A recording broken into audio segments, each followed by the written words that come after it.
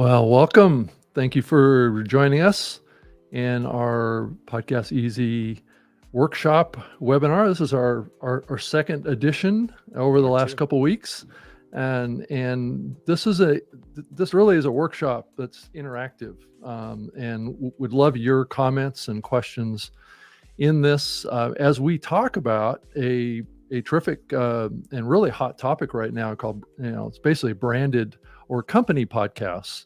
And they're really great for customer service, for building community around maybe potentially customers and maybe people that you work with that maybe you want to offer better support to. So this is a really terrific kind of topic right now. I think it's one of the hottest areas in podcasting right now. And it's really a terrific way for you as a company or a brand to really stand out in the market of really going over the top of offering support for your community.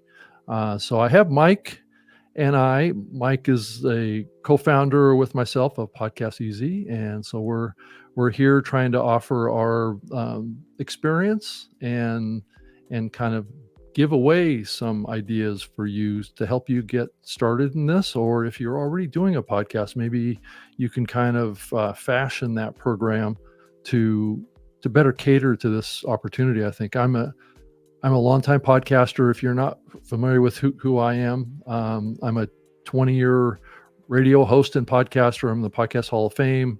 Actually, I do a weekly branded podcast for StreamYard right now, and have done multiple branded podcasts for podcast hosting platforms like StreamYard, or not StreamYard, but Spreaker, as well as Microsoft. So, and Mike, what's your kind of background in all this stuff?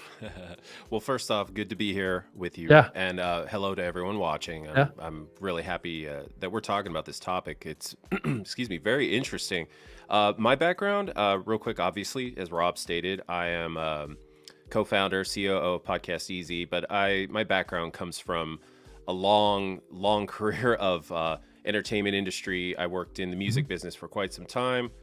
Radio as well, film and television.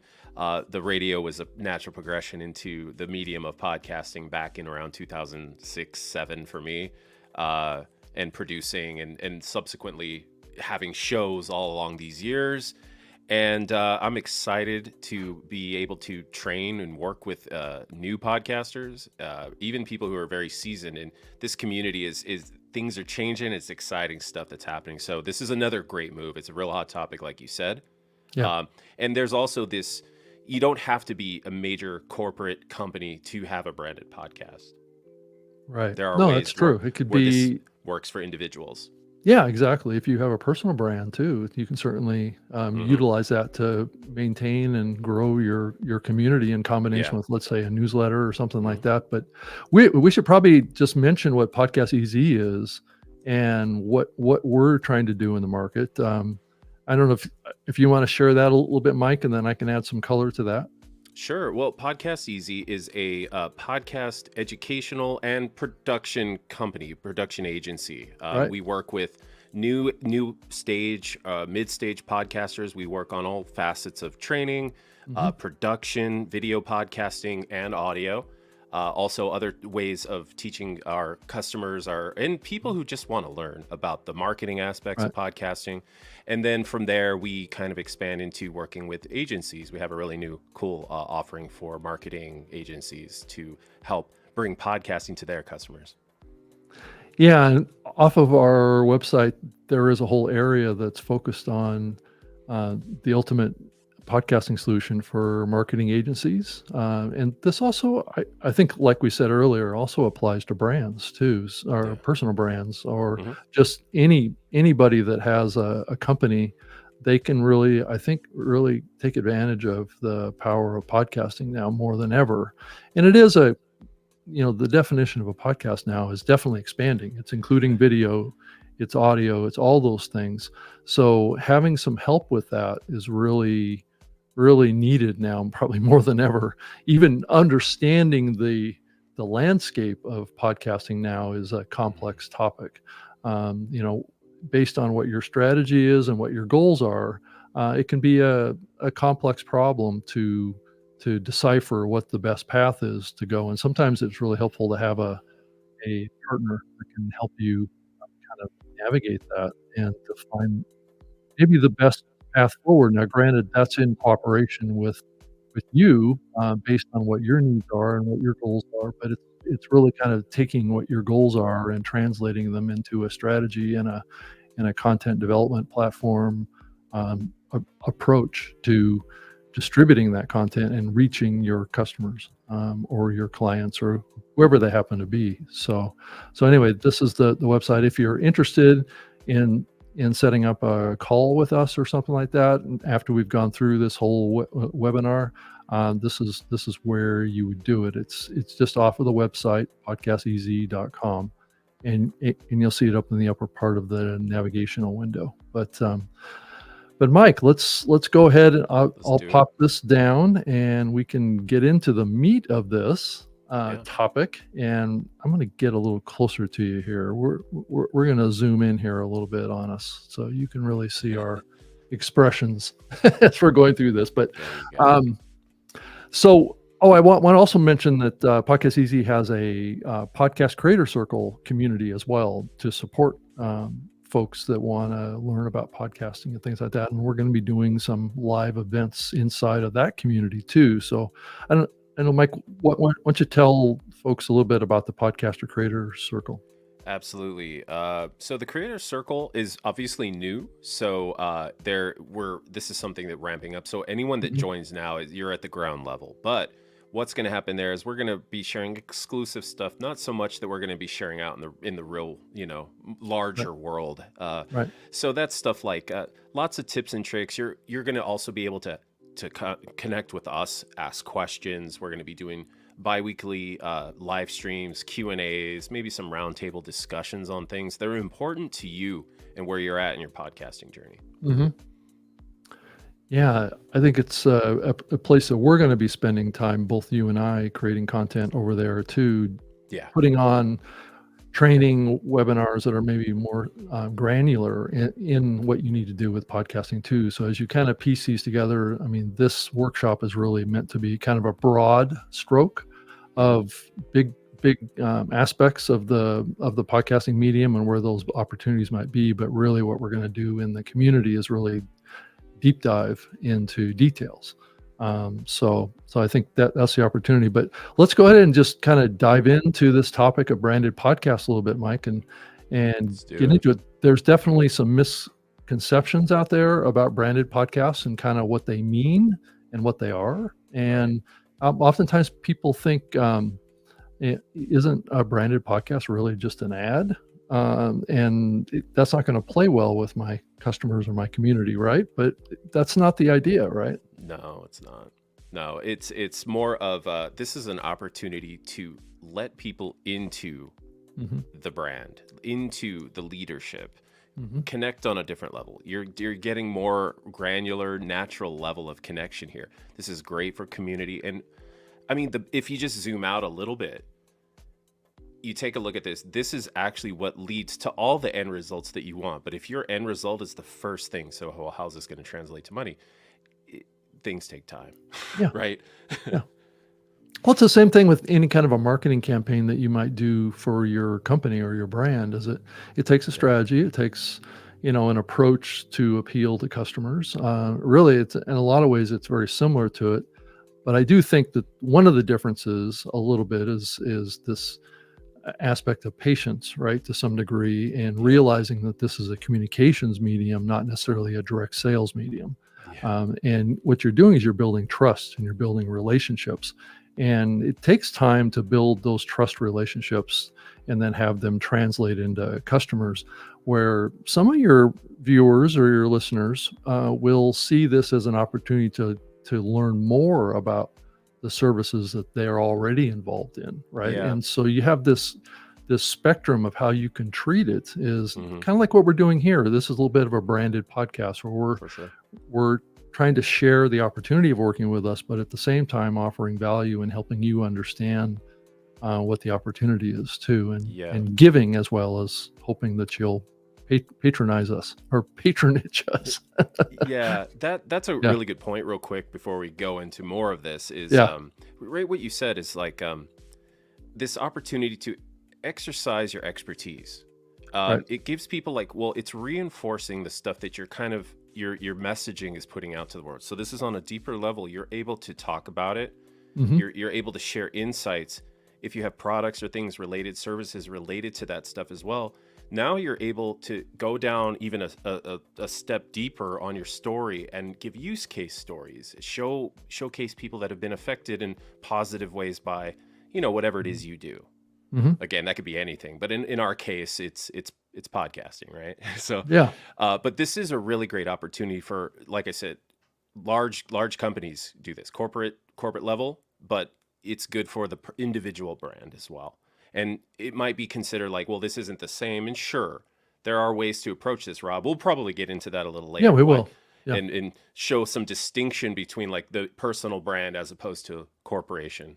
Yeah, right. And then one of the other misconceptions is there a way to measure ROI with these type of programs? And that is a little bit a fungible question, um, but it's not always the case. I mean, it depends on what you do in the program and what you offer and what the calls to actions are inside of the program and who you're trying to reach with your audience. But how do you think about ROI when it comes to branded podcasts, Mike? What's your thinking on that?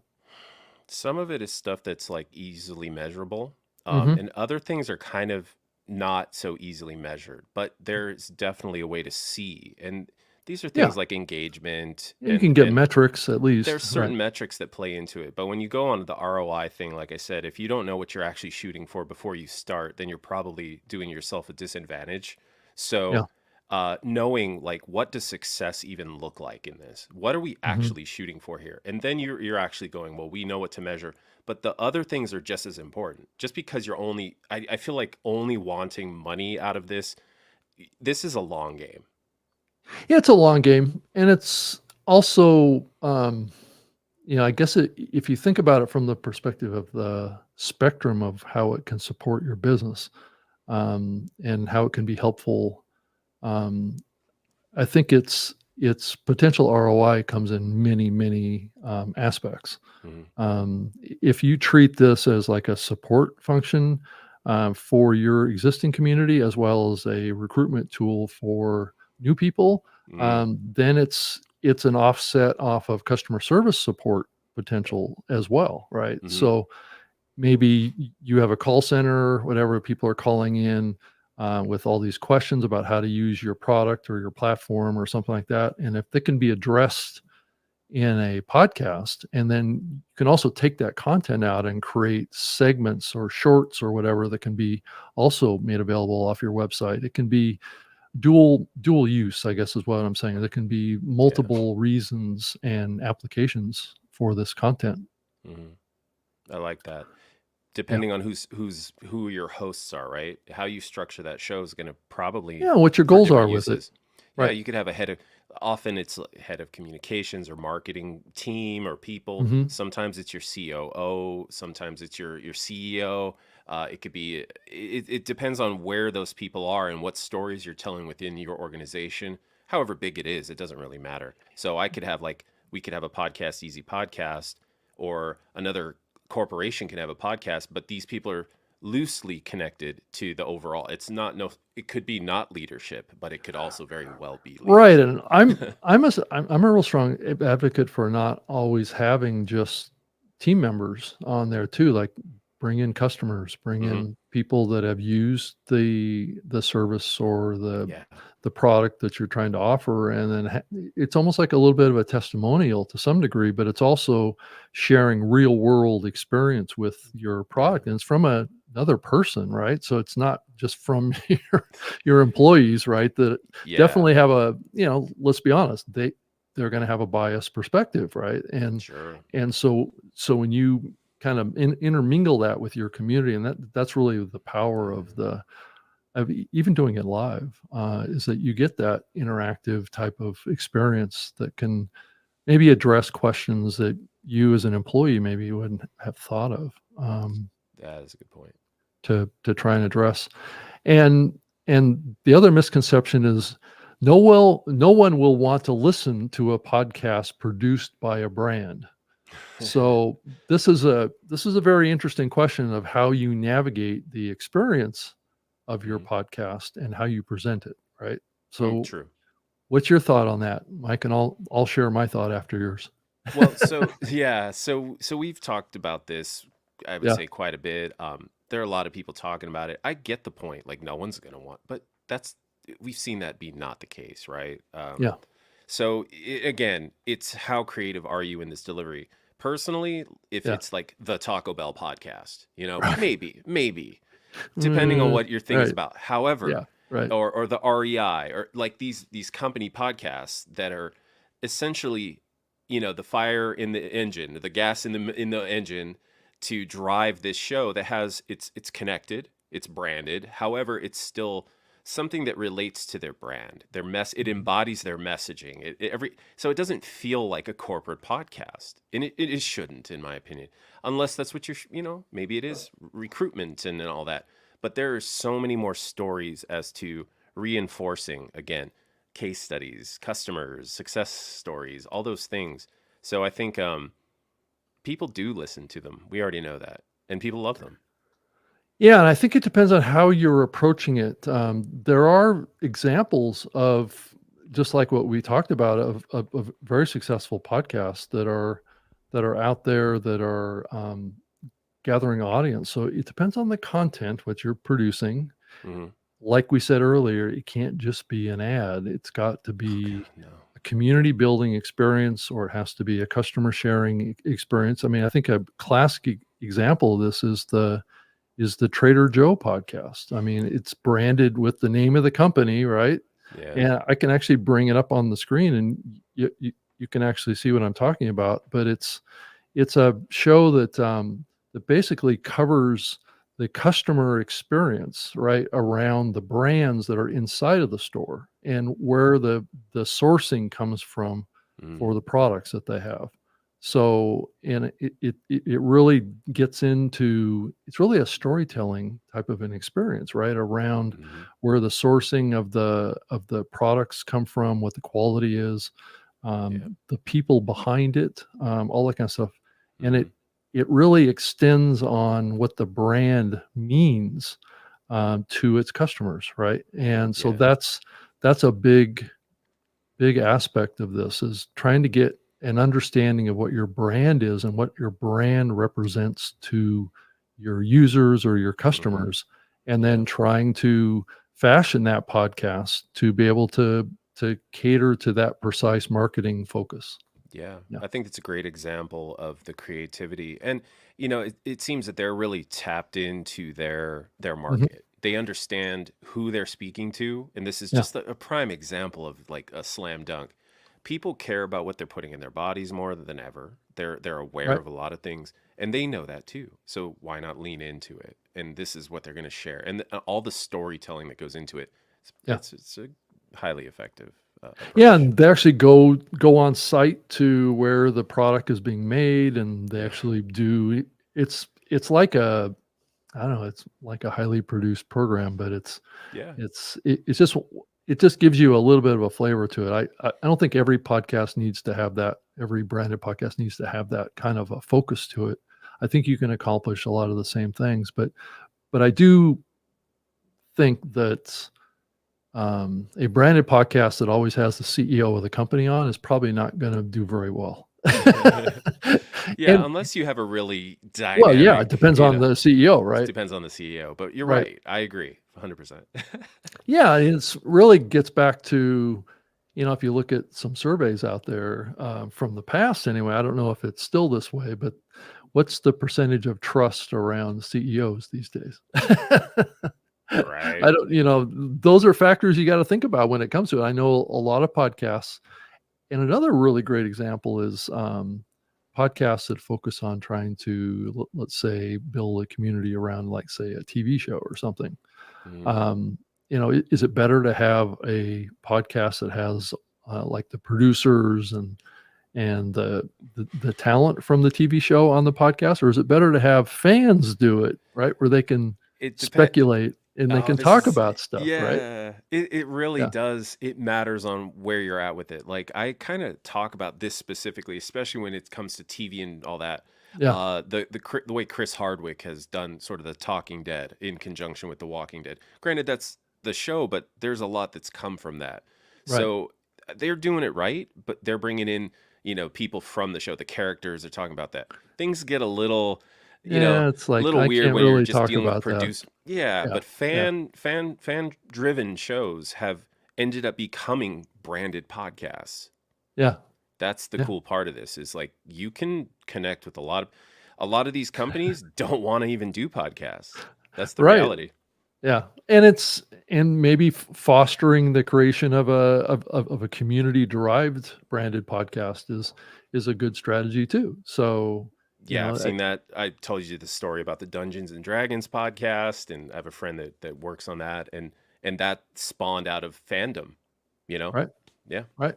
Yeah, exactly. I mean, I think that helps kind of give the spectrum here. I mean, going Yeah. from kind of a corporate approach to maybe more organic, more kind of community focus, more being able to speculate and to talk about things that, if you're the corporation, you probably don't want to go there, right? Because it's going to imply maybe trade secrets, or it's going to imply Maybe. something that maybe the hosts would get in trouble for if they dive into it. But if it's somebody that's not in the company, maybe they can talk about it a little bit freer. But you know, that depends on the brand. That depends on Yeah. the company to make those choices if that's what they want to do. Mhm. Podcast consumption has grown pretty dramatically over the last few years, Yeah. and so taking this approach in the market and really kind of focusing on it, it could very well be a very significant part of your marketing, of your brand and your company if it's done well. Yeah. We're kind of heading into that era where Yeah. you're probably not going to be doing TV advertising for very much longer, and you're not Yeah. going to be doing much radio advertising. So where's the marketing going to come from? It's going to come Right. from direct customer relationship content. Yeah, I think the So mixes, right, have changed especially recently. yeah, So television, I mean, yeah, some certain things can benefit from some of the more traditional routes, right? Even in yeah, podcasting, there's traditional advertising, getting ads and placements, and that yep, may work for some types of companies, but yeah, things have evolved. People consume differently. It's growing still. And yeah, then the mediums that people are consuming are like the platforms they're consuming on or through, gives these types of any company, it could be large corporations, it could be a solopreneur, with a more of a coach or some type of that type of person that's maybe got a small team mhm, and you can do the same types of stuff. It's just a little different approach. It depends on your brand, like you're saying earlier. yeah, So those mixes are definitely changing. And this is a way to really build, um, like I don't know who says it. I want to say Pat Flynn, but super fans. I think that's Pat Flynn. And yeah, ultimately, building super fans there's such a mix of that stuff. So having different ways of approaching your marketing and how you do it, I feel like just doing one thing and focusing only on that, you're kind of selling yourself short. You don't need mhm, to be everywhere, but I think having a nice mix of traditional and this kind of leading edge kind of stuff, especially when you come to media. And I think lots of companies, everyone should have this arm to what they do. yeah, yeah. And I think increasingly as we look into the future, these independent media platforms are going to be increasingly required for brands and companies to utilize to stay in communication with their customers on a global scale. Hmm. I mean, a lot of these platforms are starting to, like YouTube is a good example. If you're producing content Yeah. on YouTube, they're going to automatically translate all your content for every country in the world. So, and if you're a brand that's catering to a global user base potentially, Right. this is a pretty powerful way to reach people, especially Hmm. because it's kind of mostly free. I mean, you can't. I mean, Right. it's free to get it out there. It's not free probably to produce it. or Sure. to staff it, or to make sure that it's kept up to date on these platforms. But it's really the way of how things are going to be in the future. So I think every company really should have their own, branded or Yeah. podcast of some sort, or a YouTube channel, or some combination of the two. Yeah, Yeah. I think you're saying like when it comes to like costs and if getting the most bang for your buck kind of approach, Hmm. having something like podcasts and creating like more targeted content with like video and those together, and then you're able to actually stretch that out and repurpose it to different areas and Yeah, different use case, and that yeah, that really is the epitome of cost effectiveness. it I mean, is yeah, right. you have people doing things, but you really get the reach you get from like one piece of content and the types of repurposing you can do. Any podcaster benefits there. I think independents and smaller podcasters get that already. Yeah. Corporations, it seems, I think the good ones get it, of course. If you have really good Hmm. marketing teams, they understand that. Hmm. But there's like this gray zone, I think, where it's they're leading with like the legal ramifications of things more than they are thinking about what can this do for them first before they look at maybe some of the pitfalls or what have you. Yeah, and I guess it depends on the scale of the brand too, how serious you take the process at the True. beginning, around coming up with the concept. And if you have a huge, massive kind of customer base or user base already, I would be a proponent of taking the process pretty seriously. But if you're a small startup company, Yeah, that's just getting off the ground, I that's think great. I think you have some room to play around with ideas, and see what works, and being, the whole concept of fail fast. Yeah, Try different things, come up with, try and innovate, do things that are different, where the bigger brands are going to want to have a proven concepts, and they're going to want to sure. do things in a way that makes them feel safe, so they don't lose their jobs. For those are real, situations. Yeah. And then, a lot of these shows really, I've had this attitude for a long time, that podcasts are really all about storytelling. Yeah. So the only difference between any given podcast of any significance, the only difference that's significant, is how long the stories are. Yeah.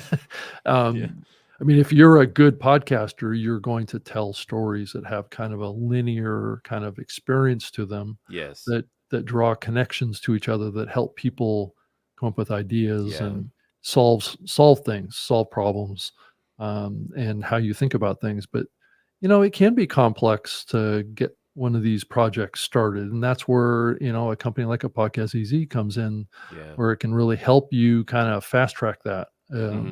and avoid some of the potholes that can be along that journey, right? Especially Yeah, if you're a any larger brand, right, right. you want to avoid those potholes, because if you fall into one, it may not look good for your brand, in a bigger way. So, True, true.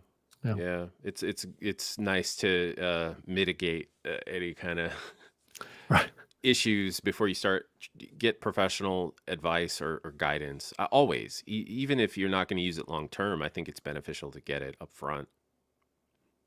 Yeah, and I think it's also helpful, if you're a brand and you're trying to outsource this, that you maintain as much ownership of it as well, and having a partner, that can help you down that path, that will respect those relationships. And because a lot of, there's kind of some sketchy people out there that you have to be, aware of, that will try and take advantage of people. So you have to work with a partner that you trust, Hmm. and that will respect your rights, as really I'm talking about the client as a Yeah, copyright holder for the content, right. right? So any agency or any partner that you work with that is helping you do this needs to respect those boundaries, and make sure that 100%. they're advocating for your ownership and your brand, and your building in Yeah. your particular market. Right. I think that's really of high importance, Mhm. especially when you're stepping in media zone and just kind of following some basics, like making Hmm. sure things are licensed, and Right. to have someone that's kind of looking out for those little things. A lot of independence, I think, more so in the recent past and Right. beyond, where like people like, whatever, I'll use whatever I want. Doesn't matter. Music, let's go. Anything I want. And Oh, people were well, getting stung, that's happening more now than ever. of course, So that's where we're at, yeah. because that honey pot, is Well, it's drying up. happening now on Facebook. It's happening now on YouTube. YouTube for a while. Yeah. They're flagging any kind of copyrighted content Everywhere. right Yeah. now. I mean, it'll get just kind of like demonetized, taken down, not Hmm. exposed to anyone, or if it is exposed, the copyright holder will get all the revenue from it. So Right. It's crazy. So all those things like, whatever, nothing's gonna yeah, happen. Sure. right. Okay. Uh, so yeah, just following basics. Let's cover everyone's butts, Hmm. and you don't have to worry about those things. Set things up properly. I don't know. Do it right once, and yeah, you refine, of course. But to have Hmm. to just strike everything down and build back, because I mean, podcasts get You didn't taken out start by out right big. to begin with, right? Yeah, I mean, yes, right. And the podcasts get taken out. Big fines can take a lot of shows down, like, quickly. Hmm. Mhm. Yeah, I mean, especially now with music, there's companies out there. Their whole job is to work with these distribution platforms like YouTube and Facebook increasingly, and I think Mhm. it's going to come to X too. It's not quite there yet, but where they will just flag the content because there's a database and there's watermarking being used in music now that it gets picked up by Right, the these sonic algorithms marks. Yeah, as yeah. well as just there's like a rhythm signature that's in the music too that gets picked up by listening algorithms that are Yeah, those catching things are this stuff. already in place, and Yeah, they they're are. really good, and people think they can sidestep that by, maybe slowing something down or pitching it. No, no. Yeah, Yeah, there's been a lot, like the really popular stuff like on Instagram or TikTok, like those tracks that everyone uses. those are all Those have licensed. those have Yeah, been licensed. So okay. yeah, that's why. People, well, this person uses it. Well, they probably paid for it. So anyway, that's a whole thing in itself. It is. Yeah. Do you Mhm. think, Mike, that a branded podcast should think about monetization directly from the show? Do you think that there's some opportunities there for that? Maybe private communities. I mean, if you combine it with other support content, you think there's some potential? Absolutely. I think that there are a lot. Obviously, you can get really creative here, like I said Hmm. earlier. But yes, right up front, no, I would focus more on community and And and really establishing what you're trying to do. So if you're a company that maybe you have products or services or all the above, yeah. but maybe there's a specific product, like for example, a video game, or like Rode microphones, or Shure or whatever, and you have a specific community built around a product like the Rodecaster, series, or Hmm. maybe it's StreamYard and it's a community within. So there's stuff where community building and potential monetization and things that lead from that come built out of the secondary kind of priorities. So Hmm. monetizing up front, I would say, just from my experience, sure, you can really lead it with that, but I would probably go more around community and establishing something that's really tied to an Right. overall or at least a niche goal within your business. Yeah, you should probably approach it rather slowly at the beginning Yeah. and kind of find your pathway with it, and just see where the sensitivities are. It also depends on what your product and your service is too, because it could be a very companion thing to your podcast too. Absolutely. And I do know some branded podcasts will bring in sponsors too. I mean, it's Mhm. not an unknown thing. So let's say you have a partnership with another company that is offering, a companion product or something that is very much aligned with your service or your brand. It's probably okay to, do a little cross promotion if you've done a partnership deal with them or something like that. Especially if it adds to the advantages of using your product or service, it might be an advantageous thing to say, well, I have this partnership with this Mhm. company that can add this other layer to to the power of whatever I'm doing. So, Mhm. and just kind of offer that as a bigger solution. And who knows what the potential of that is, but I can see some Yeah. opportunities with doing that. But those are things you just have to weigh case by case. Those opportunities that you outlined, those even come. I don't know if I know that people that really think things through see it, but Hmm. even those things, you have to remember they require someone to manage them. Yeah, of So, course. so, so bandwidth and being able to deliver on what you're trying to accomplish or what you're promising to your Hmm. listenership, your community, being able to deliver that is really important. And if you can't do that, maybe think of something else that really fits into what you're capable of Hmm. doing at the moment. Yeah, like I can think of an example of that. If let's say I'm doing a a podcast about a podcast hosting company or something like that, Hmm. and I just did a partnership deal with a transcription company or whatever. And I'm integrating that technology into my platform. Yeah. I could possibly have them come in and do an episode with us talking about that integration and how it would work and all that kind of stuff. That's kind of like a third party kind of relationship kind of story that you're bringing into the podcast that Yeah. may add value to that user of your platform. So, Yeah, I think for us that makes sense. yep, Definitely. Definitely does. yep. And so, as you think about how significant does the production values need to be with these podcasts? So, as we think about, like a regular podcast, maybe people are a little bit loosey goosey about the production quality, but do you think a branded podcast has a special burden or an additional burden of quality in order to maintain that trust relationship? That's a loaded question. It is a Uh, loaded question. I'm going to go ahead and say yes, Okay. 100%. Now, is It's that an an impression, absolute? right? It's an Sh- impression you're giving. Right. People are going to expect it. They're going to expect quality if it's a known, especially if you're a known brand, if you're a known But company. what is quality in this Well, context? so we want clean, intelligible audio. Clean We want audio, we right? want crispy video because we're in 2024. We're not in dial-up days. We're not even in DSL days anymore. Where Yeah. people do watch things in 4K. You don't need to stream in 4K. You don't have to have 4K Mm-mm. content or 8K for that matter. But it But looks great if you can do it. yeah, you need to have a Yeah, nice setup. And so if yeah. you're a branded podcast, I like the road where people are doing multicam, like 3 camera shoots. Those are really cool. Yes, you're raising the production value. Do you need to go overboard? There are even cost-effective ways to accomplish that if you work with people who know what they're doing. Yeah, You know what I mean? And yeah. then if you set up your show, like you make sure that your points are strong, your episode arcs are very definitive on what you're talking about, what you want to Mhm. share, your stories, and those takeaways at the end. So production value needs to be there. Does it need to be like this big Hollywood production? No, No. no. Right. No, you can do stuff like this as long as people can get what you're promising, right? In that Mhm. title of whatever it is you're doing, your stream, your episodes, your videos, whatever it may be.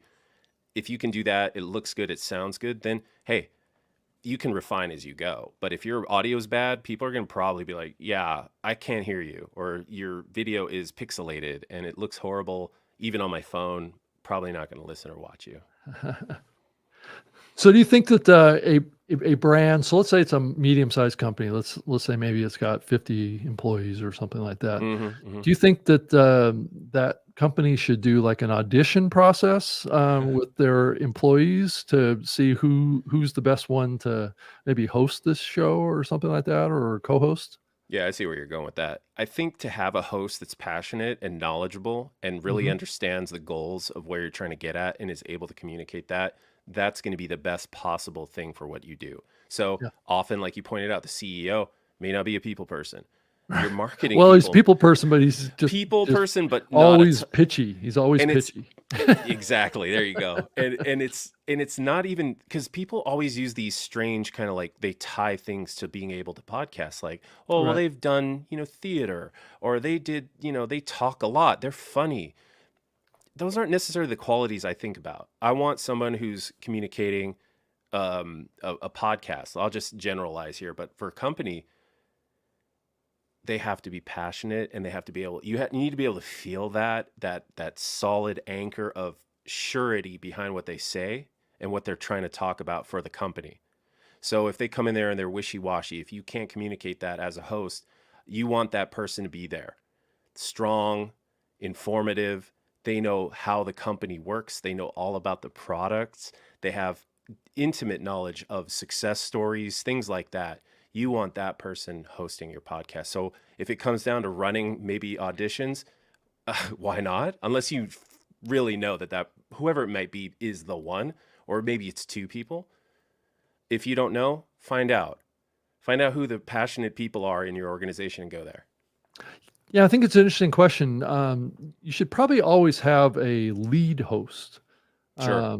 Would be my recommendation. I've done many shows that had like co-hosts, or I've been the lead host, and there's been other shows that I've been involved in when it's like this very ambivalent thing of who is the host of this show, right? Or do we even want one, or do we just both jump on the microphone and just start doing what we're doing, and whoever, it's like a free-for-all almost. And that can be an interesting listen, but I do think that you kind of want to have one person that can kind of like lead the ship, right? Definitely. Yeah. If you're having a main, if it's two, one's a co-host, your co-host, it's your Right. co-pilot. But yeah, you have one person driving it. I think that structure works. It's tried and true. Mm-hmm. And what's the burden, do you think, that lives with a co-host? Is it just to be a color commentator and add humor and spice to the conversation? It's definitely not being a hype man or a hype woman. No, it's Pure it's kind of, contrast. it's also backing that up with Right. unique perspective within the organization as a person in there. Yeah, So right. you're going to have different stories and connections to the same stuff. So you need to be knowledgeable. It's not just to be there for yeah, I agree. Yeah, right. Yeah. Good point. It's a very man. short podcast. This is what we're Right. doing. This co-host says, yeah, I agree with that. Right. So, and Next even topic. disagreements with co-hosts or different points of view, like Yeah. that is really where I think co-hosted things matter. Sometimes people bring in co-hosts as a crutch. Well, totally. I mean, I briefly worked on the Shaq podcast at one point many years ago, and Shaq actually had a guy that had nothing to do with the NBA came in and was his host of his show. Wow. And so he was like the color commentator on his own podcast. So Wow. so yeah, so there's this whole aspect of sometimes the person that you want on the podcast may not have the talents that are necessary to actually lead and direct the show. And I know we're getting into the weeds here, which is more like what we should do in our podcaster circle area community. Yes. But the concepts are important to understand as you're thinking about what the differences are with branded podcasts, and how working in a corporate environment is different. Corporate or even a small business environment is different than just a regular podcast that you might do on your own. Yeah. Saying that, it brings up the thought of, if I'm the head of this organization, or if it's partnership, or whoever's overseeing the company, and you have people within your organization that are charged with that's their project. They're representing your business. They're representing your company. And I think that being hard-nosed and saying, hey, you're representing us, so we want you to be this way. I don't quite agree with being that way. I want that person to have free range. Of course, we want them to represent things properly. However, having a unique voice and a unique perspective within the organization that isn't maybe senior, top co-founders, founders, what have you, I don't know who's frozen and who's not, but we have a little pause in the video stream here, and hopefully we'll have Mike back. Oh, he's back. I didn't see a pause, but sorry. Oh, you didn't? Oh, no. It was probably all on my end then. It's hard to know sometimes. But anyway. I know, I saw everything. It might be your internet. So yeah, things happen. It probably was. Right. Yeah, so I was saying that it would be beneficial for an organization that doesn't have like top leadership, being the hosts or whatever it may be, Right. to limit the ability of what those hosts are doing. I think Hmm. you kind of have to give them some room to be their own, run it the way, again, they're not just doing it the way they want, but to Hmm. have a voice that speaks for the company or whatever it is properly. If you're a solopreneur, if you've got a small organization, you're probably not going to hit these types of things, but it may come up in a different way. It may not look the same, but it's Hmm. still who should be the host. If it's you, because like we said before, how many people have you go, oh, this person's going to be great. They're going to have a great podcast. They're funny. They're dynamic. And then that red light, the record gets hit and they just freeze and they They start freeze up, sweating. right? And it's not the video freezing; they're actually No. frozen. Yeah. So if you're watching this, we would love to hear any questions or comments that you have on some of these topics around branded podcasts and what your experiences are with them. We'd love it if you could share it in your comment area of your preferred viewing platform here. So it'd be it. Then I'll bring it up on the screen and we can talk about it. But these branded podcasts really have a strong capability of building community and building deeper engaged relationships with your customers, your current customers, and your future customers. And I guess, how would you recommend kind of navigating that? Creating content that would be appealing to existing customers and new customers. How do you think we should walk that line? Wow. Depending on the organization, but for Right. me, recently, something that I was thinking about, I had a conversation with a friend who works in video games, Hmm. and we were talking about podcasts around that. And I thought, this would be a really cool way is to build a show around your game. Right. And then your podcast is really engaging with those players as also using as feedback for testing and for doing early access stuff. So Right. giving people away, and people do this stuff on Discord, right? They do it in communities, but being able to kind of spread that out and say, we're going to do our podcast around this product or this set of products, and there are people that use it. We are developing new ones. So this is a way for them to be hearing it and communicating and engaging, possibly in a community through, Hmm. via that vehicle of the podcast or live streams or what have you. So I think Yeah. that's a cool way to do it.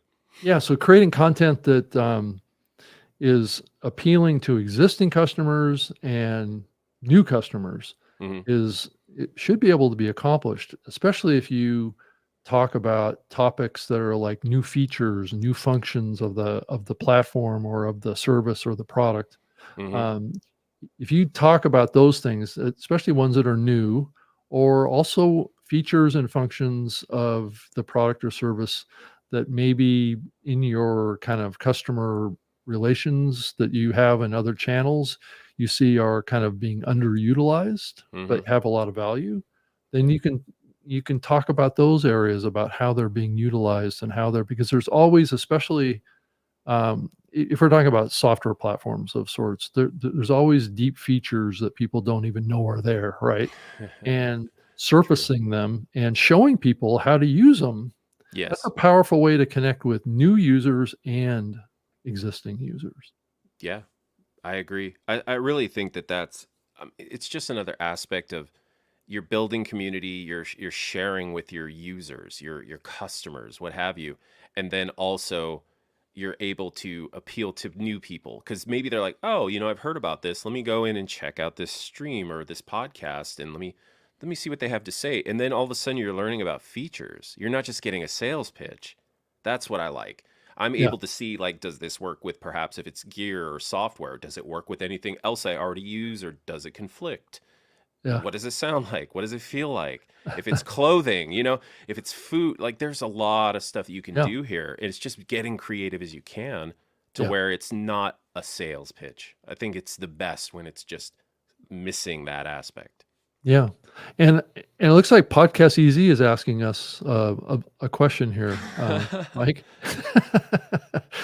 How closely related does a branded podcast topic have to be to your company's industry or service area? Now, this is a good question from Podcast Easy. Thank you for asking the the question here. Yeah, I think it's an important aspect to ask yourself when you're coming up with your concepting of your podcast, and I think it there are examples of branded podcasts that are not branded at all to be related to the company that's sponsoring them and Mhm. are in a completely different topic area. But Yeah. the purpose of those podcasts are typically to build um, basically mission driven relationships with your customer base and to attract people. So I think a really good example is the General Electric podcast. They actually created this radio drama series.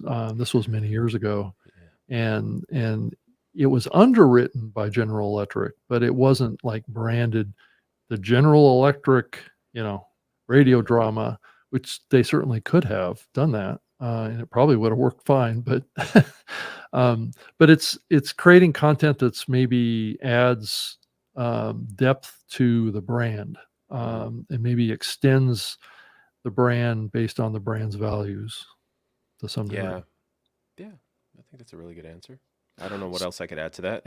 Yeah, I mean, but it is up to the brand to really identify, do they have, especially these days around social justice issues and changes in our culture and our society, a particular brand may want to do a podcast on some of those topics or something like that. Mhm. And I think that can be a companion to their alignment for other initiatives that they have in their company that are important to them. So, Y- Yeah, when you get into like organizations around different mhm. and even NGO related types of things Yep. and nonprofits and what have you. Yeah, I think that's a good point. Yeah. So, so how important do you think doing audio and video is these days with a branded podcast? Or do you think it's viable to just start with audio and then eventually maybe move into video? What's Hmm. that progression for you as you think about it generally? I mean, there's a few stances. My old stance was I think it's okay to start audio Hmm. only. Like it is still. I would say, sure, develop your show a little bit before you go all in, Yeah. with everything else, because it is a lot to manage, right? But now I would probably say take a little more time developing what you're doing. Be Hmm. Kind of dive into it. Make sure you understand what you're shooting to get as your look and your feel. Like really dive deep into crafting it and Hmm. go in with audio and video. You can get better as you go. You're not going to Right. be, especially if this is new for you. If you've been doing this a lot and you understand how these processes work, great. But if you're just starting, tiered steps in is safe. Hmm. But the low cost options that exist out there, unless you're really going for something a little higher level production quality, I would just say throw up a couple cameras or a camera like we're doing, and just jump in and see what develops from that, Hmm. as opposed to just going, no, we'll just do everything, and if we don't get it right, then we'll just stop it after 7 episodes or whatever, and it didn't work out. You know, So that's kind of that's the way I see it. Yeah. Yeah, so kind of wrapping up the conversation about branded podcasts here a little bit. Hmm. How should a brand or an agency start this process if they're not currently doing any podcasts for, let's say, their clients or their company? What would you recommend to be kind of the first steps? Do you think? First steps, like just kind of the genesis of what it may Yeah. become. I would Hmm. think it would be intentional about designing. So kind of just before you start even talking to somebody, as a company, as business owners, as leadership, whatever it is, whoever's charged with this task of building something, Hmm. start writing it out. Start talking to each other first, and find where your unique like fingerprints are. Where are the flags that really tell people what shows people who you truly are, what your mission is, what ties to those goals? What do you want people to know that you're more? How do you want them to understand that you're more than just this thing? Hmm. and lean into it a little bit. Then I would talk to someone who is more, seasoned in developing these types of approaches. I think that's really going to help. If anything, just talk to a consultant, figure out what you need to develop your show first. Don't worry so much about gear right away. Don't go Yeah. buying stuff right away. You might end up wasting money, having to this happens all the time. You know this, Rob. Yeah. I would say develop the show first. Start to get a solid idea. Run it around, see what people like that. Right. Just getting that all set up first, then developing some goals, understanding your listenership.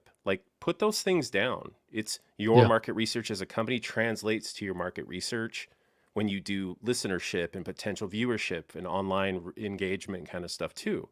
Hmm. So start there. And then when you come and have a talk with someone like myself and Rob, you actually have something to talk about rather than just a really short conversation about how Yeah. something might cost, which isn't really helping you. I think knowing where you're Yeah. trying to go first is really important. And then from there, you think about what costs, and you can really price things effectively, Yeah. especially if it's, yeah. Yeah, because you don't want to go out and spend a bunch of money on recording equipment until you know No. what you need to produce, because what you need to produce will be the driver of what you need to be able to record that, whatever that is. If it's in the office, if it's remote, if it's Hmm. interviews via StreamYard or something like that, or if it's whatever type of content you want to produce will drive what your purchase decisions are Hmm. for hosting, distribution, Yeah. website stuff, to how you actually get the content that you want to produce will drive those Yeah. choices. So until you Yeah. know what your goals are, what you're trying to accomplish, what kind of show you want to produce, I think is really the first place to start, because you can get going down all sorts of rabbit holes, so and they may be wasting money and time. So, Yeah. Yeah. right. I don't So want anyone to do that. yeah, so let's go ahead and kind of head down the path of trying to wrap this up, and just let everybody know, if you're interested in talking to Podcast Easy about coming up with some ideas for a branded podcast, or if you're an agency, we'd love to hear from you. And here is our main website. Let me pull that up really quick, and you can see that for yourself. And just go to Podcast Easy, and send us a note through the website, and would love to hear from you. So, yeah, so any thoughts on that, Mike? Nah, I think you got it all covered there. Yeah, definitely reach out. If you have questions, comments, feel free to reach out. We're always happy to take time to talk to anybody that has questions about podcasting. Yeah, and it's a pretty deep site. There's shows that we've done already, and there's examples of them here, as well as various ways to get started Mhm.